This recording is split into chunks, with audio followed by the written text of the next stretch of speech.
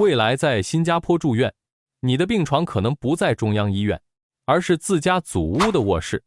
数据显示，仅 SGH at Home 试点项目就节省了超321万新元医疗开支。支撑这套居家病房运转的，其实是一家有中国背景的技术企业。今天我们从本地视角聊聊 IVD 中标 Dr. Body 项目背后 AI 医疗是如何在严苛的新加坡真正降低看病成本的。要理解这场医疗科技的变革，我们必须先直面新加坡极其真实的社会现状：人口老龄化。当你早晨在邻里咖啡店看到越来越多建国一代和立国一代的老人家时，本地医疗系统正承受着前所未有的极限压力。根据卫生部规划，从2025年到2030年，全国计划新增超过2800张实体床位，但在土地和人力资源双重受限的新加坡，单纯依靠盖新大楼、增加实体病床，注定是一场追不上人口老化速度的消耗战。这就解释了为什么政府要设立高达15亿新元的智慧国数字医疗专项拨款。这不仅是资金的投入，更是医疗政策的务实转向。2022年，卫生部开始试点 MIC at Home， 也就是居家虚拟病房服务。到了2024年，这已经正式成为主流的常规医疗项目。甚至在规划中的新东部综合医院，实体大楼要到2029年才落成，但它的虚拟病房服务却已经提前在社区里运转。在这里，虚拟病房绝对不是疫情期间那种临时的视频问诊，而是将原本只存在于重症监护室的生命体征监测、护理管理和临床决策，完整的平移到普通人的祖屋里。这是一场务实的医疗资源供给侧调整，也是科技协助医疗资源分配的实际应用。那么，这套复杂的系统到底靠什么运转？既然居家病房是大势所趋，这套系统究竟是如何运转的？这就不得不提到近期备受关注的一个标志性事件 ：EVYD Research 中标了新宝集团旗下4家公立医院的 Dr. Body 项目。这个脱胎于 SGH at Home 的项目，正是虚拟医院运转的数字大脑。很多人对 AI 医疗存在误解，以为就是弄个机器人给你看病或者开药。但在真实的本地医疗语境中， AI 的核心价值其实是减少对人力的依赖。我们可以算一笔账，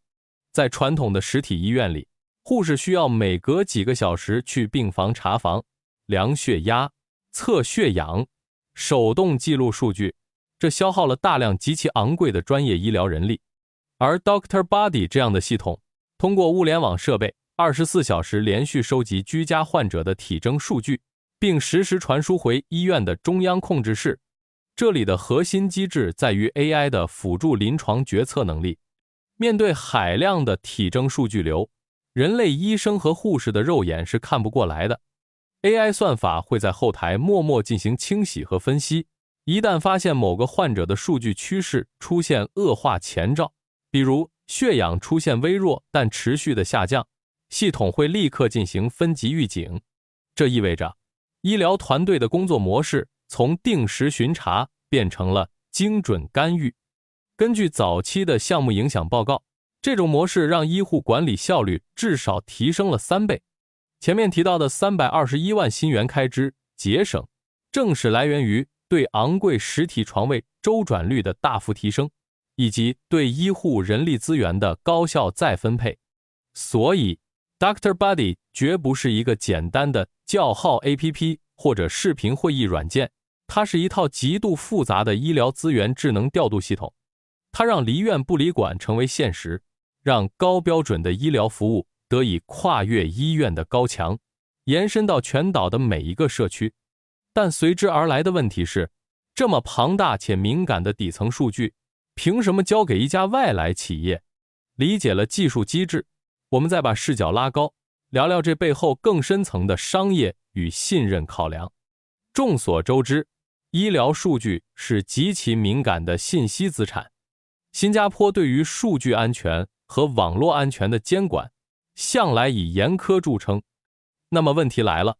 新加坡为什么敢把涉及4家大型公立医院的核心业务系统交给一家拥有中国技术背景的企业来做落地与维护？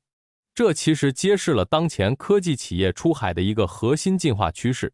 从提供单一产品走向提供整体服务体系。EVYD 之所以能拿下这个具有风向标意义的项目，并不是单纯依靠低价竞标，而是凭借其展现出的系统级交付能力。在这个过程中，有一个不可忽视的区域跳板，那就是文莱。在此之前， EVYD 已经在文莱成功落地了全国性的健康平台 Blue Health， 覆盖了该国 85% 以上的人口。这种在国家层面构建数字医疗系统的成功经验，为他们进入要求极高的新加坡市场提供了有力的信任背书。在新加坡做科技项目，你面对的不是单一的医院院长，而是卫生部、智慧国数字政府署以及严苛的个人数据保护法令的联合审视。这家企业必须在技术底层证明，他们的 AI 算法可以在不接触原始敏感数据，完全符合本地合规标准的前提下，依然保持极高的准确率和系统稳定性。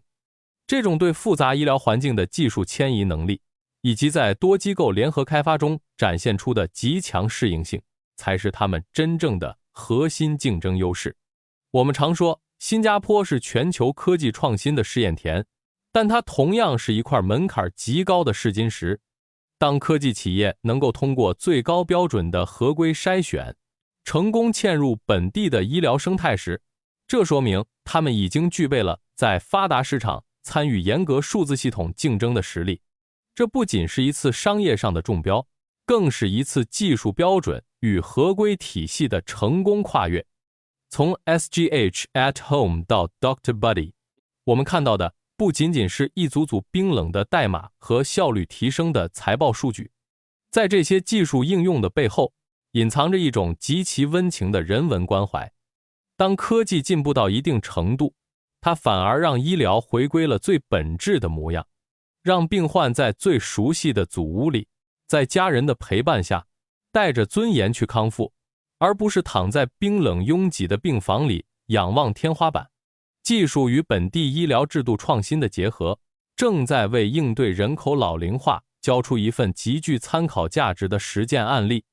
那么，如果是你或者你的家人需要住院，你会放心选择这种由 AI 全天候监测的居家虚拟病房吗？欢迎在评论区留言，分享你的真实想法。如果你喜欢今天这种从本地视角拆解科技与商业的内容，请记得点赞、订阅频道，并打开小铃铛，这样就不会错过我们下一期视频了。理性看科技，温情看世界，我们下期再见。